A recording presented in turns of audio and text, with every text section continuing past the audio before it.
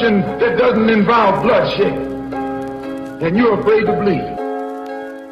That has done unspeakable harm to many millions of people.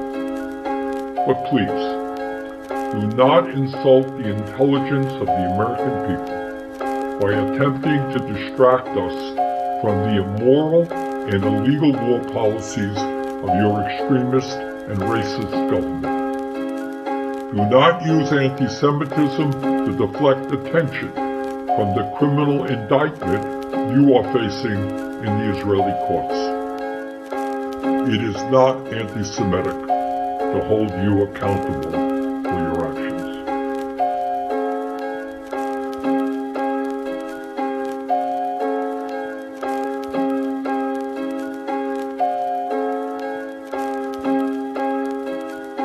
I'm one of the 22 million black victims of the Democrats. One of the 22 million black victims of the Republicans, and one of the 22 million black victims of Americanism.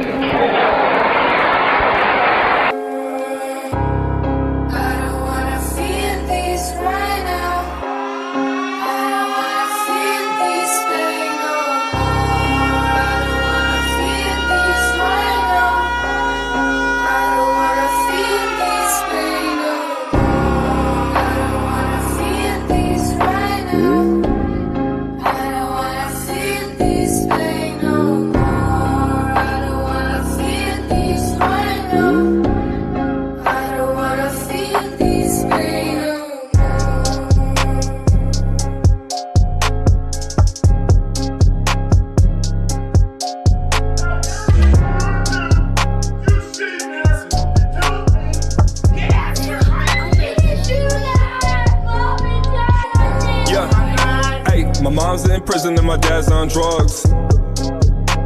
Had to fend for myself, they never taught me much. Growing up, I don't think that I got enough love. Someone push came to shove, I hit back. Always been afraid, but I hit that. This is a story of a little boy who had to grow up and forget his toys. Mama's on the bench and she's drinking again. Tell me, how many things will she destroy?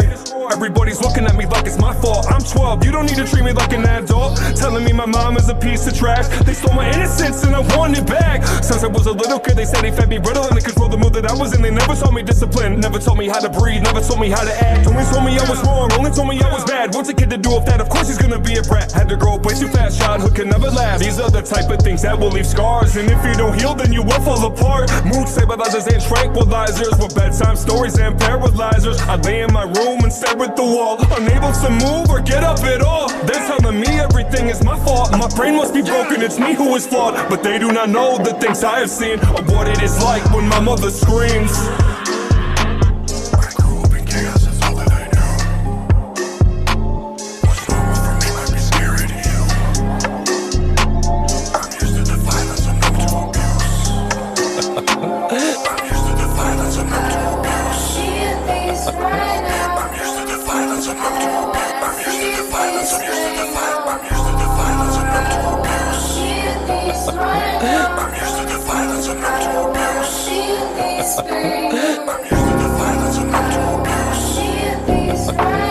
But that was my life, so what could I do?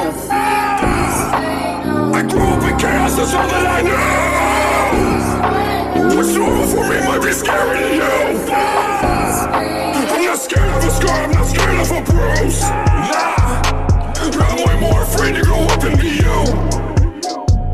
Who do I see when I look into the mirror? A little boy riddled with fear, wishing he can disappear. Cause if mom drinks beer, things will get severe. Confused as to why I'm here, not as happy as we appear. And when my stepdad leaves and my mom breaks down, it's back to my dad's for a new school year. It's time for me to change again, act completely different to make some friends. Even though I feel I don't fit in, when the year is over I will move again. And that's just my routine. Soon as I get comfortable I leave to a new house in a new city with a new dad. Tell me, mom, why you do this to me?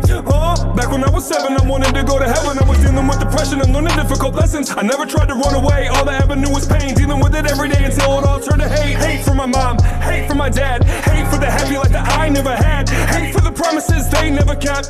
Hate for the tears that I cried when I slept. Never thought I'd grow to be just like them, but I think about it now, it makes so much sense. We are a product of how we were raised, and so we repeat our parents' mistakes. Some people get lucky and come out okay, while others get broken and sent to the grave. I will not bow, no, I will not break, even if it is more than I can take.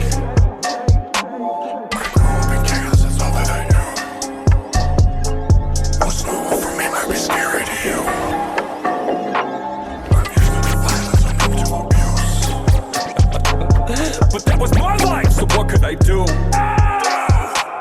I grew up in chaos, that's all that I knew. What's normal for me might be scary to you. I'm not scared of a scar, I'm not scared of a bruise. Nah, I'm way more afraid to grow up and be you. I remember the first time that I got high. I felt peace for the very first time. Yeah, you could say that I arrived. It started off so innocently. A little bit of booze with a little bit of weed, a little acid and ecstasy, a little bit of coke with a little bit of speed. Don't forget Oxy and Xanny. Full steam ahead, there's no plan B. Mom and dad get high with me. With a happy family, I'm so lucky. Under the plate there is no food, just credit cards and pill residue. As a family, this is what we do. What's normal for me might terrify you.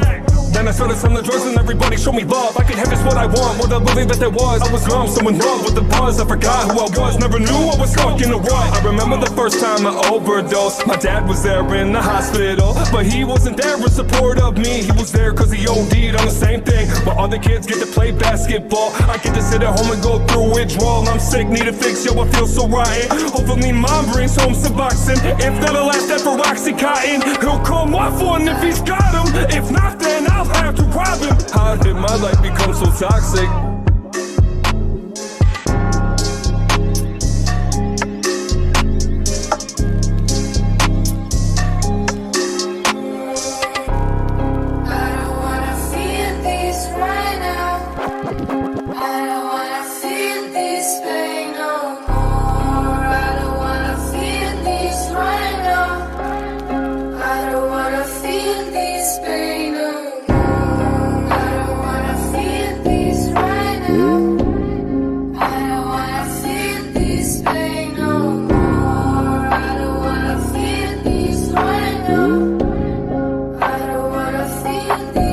No, Mr. Netanyahu, it is not anti-Semitic or pro-Hamas to point out that in a little over 6 months, your extremist government has killed 34,000 Palestinians and wounded more than 78,000, 70% of whom are women and children. It is not anti-Semitic to point out that your bombing has completely destroyed more than 221,000 housing units in Gaza, leaving more than 1 million people homeless, almost half the population. It is not anti-Semitic to note that your government has obliterated Gaza's civilian infrastructure, electricity, water, and sewage. It is not anti-Semitic to realize that your government has annihilated Gaza's healthcare system, knocking 26 hospitals out of service and killing more than 400 healthcare workers. It is not anti-Semitic to condemn your government's destruction of all of Gaza's 12 universities and 56 of its schools, with hundreds more damage, leaving 625,000 students with no educational opportunities.